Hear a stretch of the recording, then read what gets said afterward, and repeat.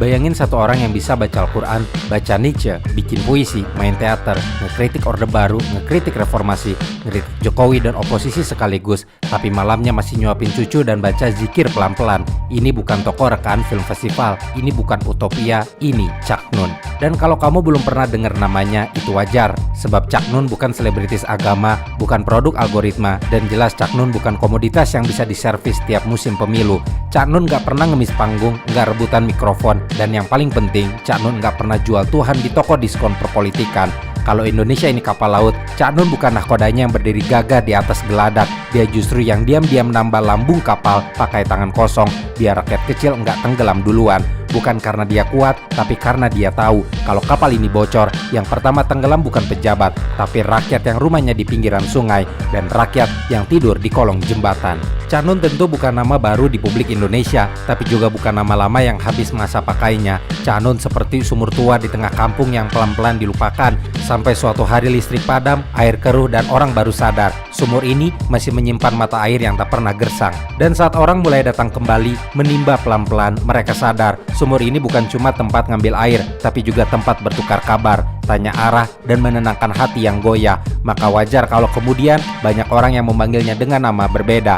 Ada yang memanggilnya cendekiawan, ada yang menyebut seniman, ada yang menyapanya budayawan, tapi sebagian besar hanya memanggilnya Cak, dan belakangan memanggilnya Mbah, panggilan sederhana yang membuatnya dekat, seperti teman, seperti tetangga, seperti bapak. Cak Nun lahir di Jombang pada tahun 1953, tumbuh dalam tradisi pesantren, tapi Cak Nun besar dengan otak sekeras jalanan Mojokerto saat musim hujan. Berani beda bahkan sejak muda. Cak Nun bukan alumni Al-Azhar, bukan jebolan Madinah, bukan tokoh yang disambut dengan karpet merah dan embel-embel kiai haji di depan namanya. Tapi kalau kamu tanya anak muda yang bimbang, ibu-ibu yang capek, atau bapak-bapak yang hampir menyerah, mereka justru akan menyebut satu nama yang membuat mereka merasa tidak terlalu sendirian di dunia yang terlalu banal. Cak Nun, nama itu yang akan kalian dengar. Dari Jogja ke Jakarta, dari puisi ke musik, dari politik ke spiritualitas, Cak Nun menulis bukan untuk dikenang, tapi untuk mengingatkan. Dan apinya tak pernah padam, karena yang ia bakar bukan panggung atau kekuasaan, tapi kesunyian dalam dada yang lupa cara mencintai sesama. Saya ini bukan ustadz, bukan kiai, apalagi politisi. Saya cuma orang yang ingin belajar bersama manusia lain. Begitu ia sering berkata, tapi justru karena tidak mengklaim posisi tinggi, orang datang, bukan hanya orang miskin dan terpinggirkan, tapi juga para pejabat, menteri, presiden, bahkan jenderal. Mereka datang bukan untuk dipuji, tapi untuk dimintai pertanggungjawaban. Karena Cak Nun tidak menyediakan panggung, ia menyediakan cermin. Dan siapapun yang duduk di hadapannya, entah rakyat atau penguasa, akan dipaksa melihat wajahnya sendiri tanpa topeng. Maka jika diibaratkan barang, Cak Nun itu kayak lemari tua di rumah simbah yang isinya bukan baju mahal, tapi serpian sejarah Indonesia dari sisi yang sering disingkirkan. Ada cerita orang hilang karena diculik, ada puisi yang disensor, ada surat cinta yang tak pernah dibalas negara.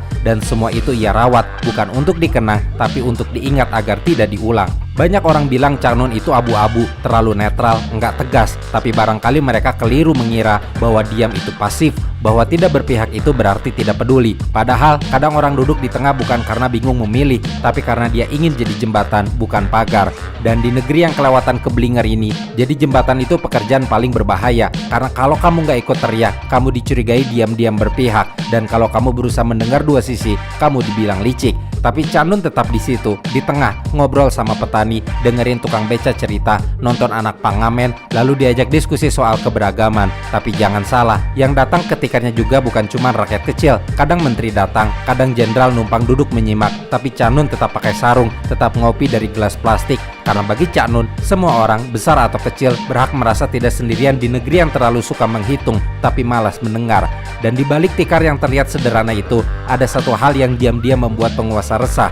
Sebab sejak dari era Orde Baru, Cak Nun sudah jadi duri dalam tenggorokan kekuasaan. Bukan karena ia teriak-teriak di jalan, tapi karena puisinya menyusup ke batin pendengar. Cak Nun tidak melawan dengan marah, ia melawan dengan doa yang diselipkan dalam puisi, dengan luka yang dijahit jadi sajak, agar kekuasaan tahu rakyat bisa menangis tanpa membuat kerusuhan. Dan dari puisinya itulah penguasa Orde Baru gatal-gatal, sebab puisinya tak sekedar estetika, tapi manifesto rakyat kecil yang tak pernah dikasih mimbar. Negara ini punya banyak dalil, tapi sedikit keadilan. Tulisnya dalam satu esai. Cak Nun jelas bukan anti negara. Ia justru mencintai negeri ini seperti orang tua mencintai anak yang bandel keterlaluan.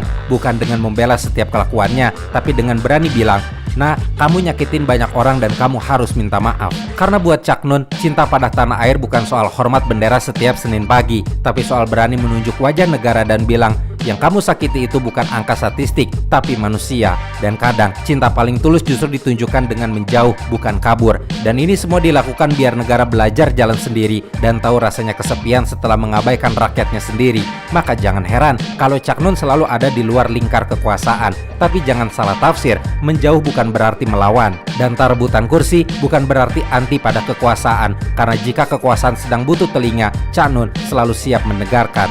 Saat orang sibuk nyinyirin pemerintah di media sosial, Cak Nun memilih mendidik rakyat agar tak gampang dibodohi. Baginya politik itu penting, tapi tidak segala-galanya. Karena yang bisa menyelamatkan negeri ini bukan cuma kabinet, tapi komunitas yang waras dan sadar makna hidup. Makanya, Cak Nun tak pernah daftar partai. Tapi ironisnya, semua partai pernah nyari berkahnya. Semua presiden pernah menyambanginya, dari Gus Dur, SBY sampai Jokowi. Tapi Cak Nun tetap berdiri di tempat yang sama, di antara rakyat yang tak tahu harus berharap pada siapa. Dan bukan cuma kekuasaan yang datang, umat pun datang dalam segala kebingungan. Di negeri yang sibuk menyortir mana Islam moderat, mana radikal, mana Islam Nusantara, mana yang 212, Cak Nun sekali lagi meneguhkan ketengahannya dengan malah duduk di luar klasifikasi itu semua. Cak Nun tidak ikut parade, tidak menulis manifesto, tidak rebutan label paling ahlu sunnah. Karena bagi Cak Nun, agama itu bukan alat tebang, tapi ladang tumbuh, bukan palu, tapi tangan, bukan bendera, tapi cahaya kecil yang kamu bawa di malam saat listrik padam. Dan di saat banyak ustadz bikin pengajian seperti presentasi PowerPoint anak kuliahan, Cak Nun malah bikin pengajian seperti camping spiritual di tengah kebisingan. Nggak ada tafsir satu arah, nggak ada ancaman dosa kalau kamu bertanya, nggak ada pemaksaan taubat, yang ada diskusi, tanya jawab, musik, ketawa kecil, dan doa yang keluar dari dada yang tidak merasa paling bersinar. Coba cari di belahan dunia, mana ada forum yang dihadiri ribuan orang dari sore sampai subuh tanpa panggung mewah, tanpa iklan rokok, tanpa tiket, tanpa pengamanan polisi, dan yang pulang dengan senyum kebermaknaan. Itulah Ma'iyah, forum yang dibangun oleh Cak Nun sejak akhir 1990-an, mulainya dari Padang Bulan di Jombang, sebuah tikar sederhana yang pelan-pelan menjalar ke Mocopat Syafaat di Yogyakarta, Kenduri Cinta di Jakarta, Bambang Wetan di Surabaya, dan puluhan titik Ma'iyah lainnya yang lahir bukan dari dana hibah, tapi dari kerinduan. Dan ini bukan sekadar pengajian, tapi peradaban kecil yang sedang dirintis perlahan-lahan. Kalau demokrasi hari ini adalah konser rock, bising, gaduh, penuh sorak dan caci maki dari panggung, maka Ma'iyah adalah suara gesekan biola di sudut ruangan yang hanya terdengar kalau kamu bersedia diam. Di Ma'iyah tidak ada yang ditinggikan, semua duduk sama rata. Orang miskin bisa debat tafsir dengan akademisi, pemuda pang bisa nyanyi bareng santri, perempuan-perempuan yang lelah menghadapi patriarki di rumah bisa menangis pelan saat mendengar puisi, dan anak-anak bisa belajar tentang cinta tanpa takut ditanya, usiamu emang udah berapa? Ma'iyah bukan organisasi, bukan ormas, bukan sekte. Dia tidak punya struktur, tidak ada formasi, tapi ia punya napas yang sama. Kita berkumpul bukan untuk menyalahkan, tapi untuk mengingat bahwa hidup masih bisa dibawa pulang dengan damai. Dan kalau kamu datang ke Ma'iyah, kamu akan lihat orang dari semua rupa. Ada santri, ada pemuda bertato, ada aktivis, ada anak pang, ada ibu-ibu pengajian, ada mu'alaf. Ada yang bahkan belum yakin, dia percaya atau sekedar ikut-ikutan, dan semuanya duduk setara. Karena di Ma'iyah, iman bukan dipamerkan, tapi dirawat berbarengan. Di sana Tuhan tak menakutkan, dan manusia diajak berpikir tanpa harus kehilangan iman. Dan dalam menjalankan Ma'iyah, Cak Nun percaya bahwa Tuhan itu bukan algoritma. Dia tidak menilai umatnya dari seberapa viral umatnya membela agama. Di zaman ketika selebgram lebih didengar ketimbang sastrawan, Cak Nun jadi seperti kaset pita di era Spotify. Mungkin kuno, tapi tetap mengandung suara jernih yang tak bisa direkayasa algoritma. Cak Nun juga tidak pernah meneriakan kembali ke Quran dan Sunnah, tapi dia bertanya, kalau kamu sudah kembali, kenapa kamu masih meninggalkan rasa iba kepada yang kalah? Di tengah negeri yang makin hobi menyalahkan, Ma'iyah mengingatkan, kita semua pernah jadi pecundang, tapi tidak semua orang tahu cara berdamai dengan kesalahan. Cak Nun bukan ahli fikih, tapi ia tahu kapan seseorang butuh pelukan sebelum dia jatuh ke jurang kehilangan iman. Ia tidak hafal ribuan hadis, tapi ia tahu mana luka yang perlu didengarkan sebelum diberi dalil. Dan dalam dunia yang penuh poster ceramah dan dakwah berbayar, Cak Nun cuma menyodorkan satu tikar, satu gitar, dan satu kalimat yang kadang jadi jaring bagi orang-orang yang nyaris tenggelam. Kalau kamu tidak tahu harus percaya siapa, percayalah dulu bahwa kamu masih bernilai. Kalau agama adalah api, maka Cak Nun adalah air hujan yang jatuh pelan-pelan, bukan untuk memadamkan, tapi untuk mengingatkan. Panas itu bukan satu-satunya cara agar dunia ini kerasan. Sebab dalam tafsir Cak Nun, agama bukan proyek kekuasaan, bukan alat branding caleg, bukan bendera yang diarak sambil nyumpahin tetangga. Agama itu cermin kecil yang kamu bawa diam-diam, bukan untuk menilai orang lain, tapi buat ngecek masih jadi manusia atau udah jadi setan yang ngaku-ngaku utusan Tuhan. Di zaman ketika kritik berarti viral dan keberanian diukur dari jumlah retweet, Cak Nun memilih jalan sunyi, mengkritik bukan untuk tampil, tapi untuk menyembuhkan. Kalau Rocky Gerung mengkritik lewat diksi akal sehat, maka Cak Nun mengkritik pakai akal selamat. Bedanya, yang satu mengajak mikir, yang satu mengajak merenung, tapi dua-duanya sepakat kekuasaan itu kalau nggak dipantau bisa jadi berhala. Kritik Cak Nun adalah bentuk keberanian yang langka karena ia tidak menyelamatkan diri sendiri, ia justru mengajak kita menyelamatkan kewarasan bersama. Dan ketika semua orang marah-marah dan rebutan kamera, Cak Nun akan duduk di pojokan dan bilang, kalau kamu benci negara ini, pastikan kamu tidak ikut membuatnya tambah hina. Tapi sekali lagi Cak Nun bukan anti negara. Cak Nun tidak pernah bilang, ayo turun ke jalan, tapi ia bertanya pelan, sudahkah kamu bersihkan hatimu sebelum teriak minta keadilan? Dan ini lebih monolog dari sirine water cannon di depan gedung pemerintahan, karena ia tahu negara ini sering jalan tanpa rem dan kadang supirnya mabuk kuasa. Tapi Cak Nun tak pernah sibuk untuk menggulingkan negara, tapi mengingatkan bahwa negara pun butuh Asmaul Husna, karena kekuasaan yang lupa Tuhan cepat atau lambat pasti dikudeta oleh rakyat atau oleh karma. Di negeri yang mengira kemarahan adalah satu-satunya bentuk keberanian, Cak Nun datang membawa kesabaran sebagai bentuk lain dari perlawanan. Ia bukan aktivis jalanan, bukan orator demo, bukan pemaki rezim, tapi jangan salah, kritiknya seperti angin malam yang menusuk ke dada dengan cara yang pelan, dalam, dan menusuk sampai ke sumsum tulang. Dan kekuatannya bukan cuma di kata-kata, tapi juga di cara hadirnya yang tak biasa. Ia bukan penulis buku bestseller, tapi tulisannya tak pernah kadaluarsa. Ia tak tampil di talkshow TV tiap minggu, tapi ribuan orang datang ke tanah lapang tanpa panggung tinggi, tanpa lampu sorot, tanpa MC.